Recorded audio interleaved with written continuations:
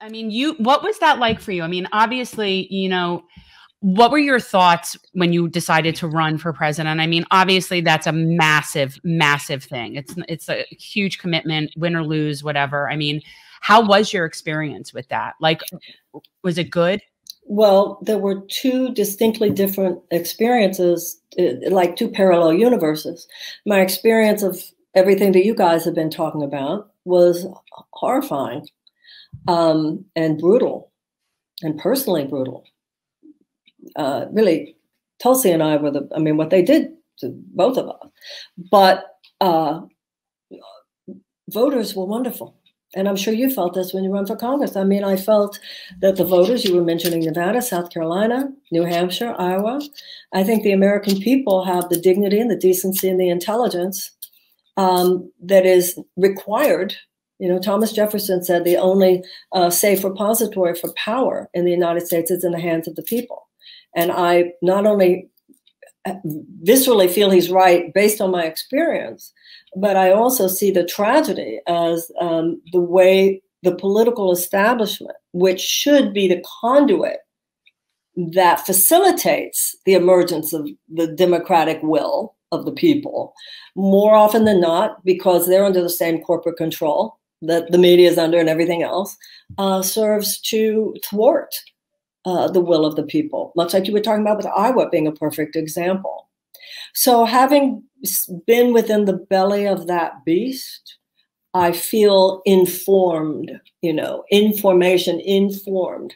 I've seen it up close, but I also saw up close how wonderful the voters, the American people are. I think that's really not just, you were talking before about the collective. This is not just something happening in American politics. This is the state of the world today. We have these economic and political systems that are literally threatening to destroy the world, whether it has to do with militarism, whether it has to do with environmental irresponsibility, whether it has to do with unsustainable levels of disparate distribution of opportunities for wealth. And then you have the will of the people of the world, which, so at the same time, you have the growing global specter of authoritarianism. You also have this growing explosion of democratic fervor. That's what's happening in Israel and Palestine right now. You have the clamping down of the old, and you have the emergence of no more. And that's what's happening on the planet, and the race is on. Yeah. And I think that one world is clearly dying, falling apart, disintegrating, and in a devolutionary spiral. And one world is being born. And I think that our job as citizens of the world is to be tender midwives, to not only help the dying die tenderly, but to help that which is struggling to be born. Now, the world will change. The only question is how will we do so wisely? Will we change through wisdom, or will we change through catastrophe? Those are really our only two choices. And when you were talking about the collective, the same psychological principles that prevail within the journey of an individual prevail within the journey of a country. And whether it's the unprocessed trauma of the Jews or the unprocessed trauma of the Palestinians, whether it's the unprocessed trauma of various aspects of the American past, our need to atone for slavery, our need to pay reparations.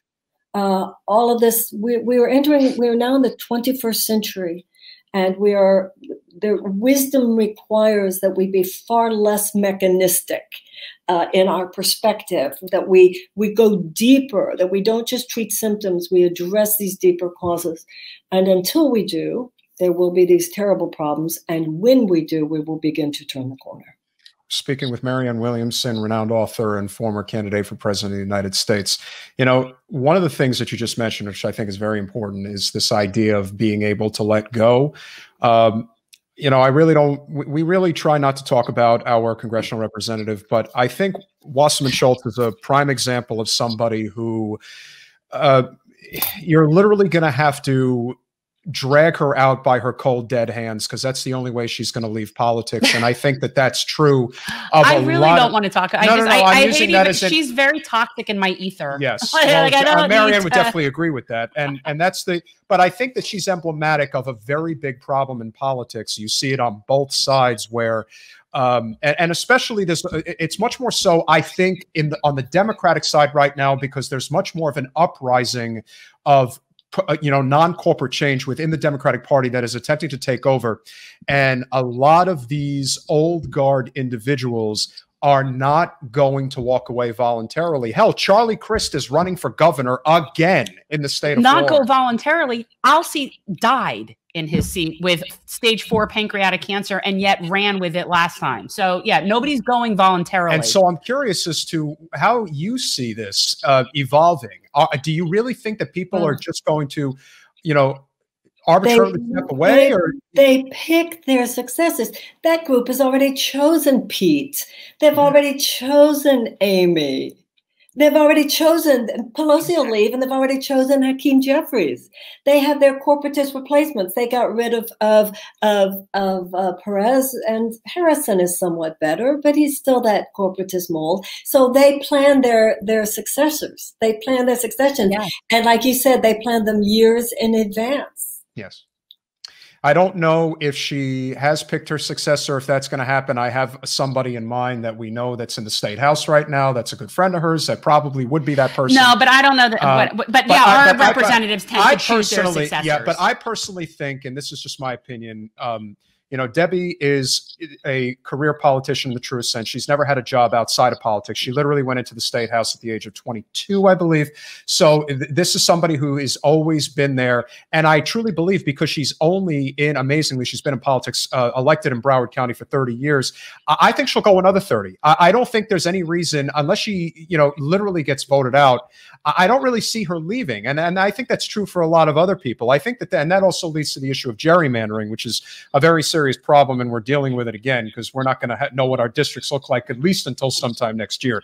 So I do think that there's a lot of infrastructural problems that are still in our way, but that's why, like you said, being more involved in the not so sexy areas is really the key to getting a lot of these, a lot of the people that are sitting there because they have this infrastructure in place that's so entrenched. It's not one person you're dealing with. You're dealing with the school board. You're dealing with the unions. You're dealing with the old guard people that are in the Democratic establishment that like things the way that they are, even if it's to the damning to the people that need a change.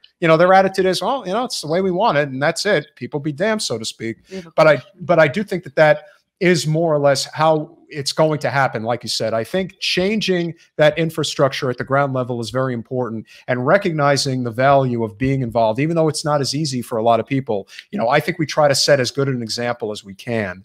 And the more people are involved, I think the more likely it will become where it's not like a, 2 to 3% chance that an incumbent is going to get knocked off. Maybe it becomes a 7 or 8 or even 10% chance that it happens. Once you start moving the needle that far, it's really it's what's ultimately going to define us. And now we do. Thanks for watching. If you want to support our mission to transform politics into service, please like this video, subscribe, follow us on social media, and consider joining our Patreon, where you'll get early access to our interviews as well as other exclusive content. Links are in the description. Peace out.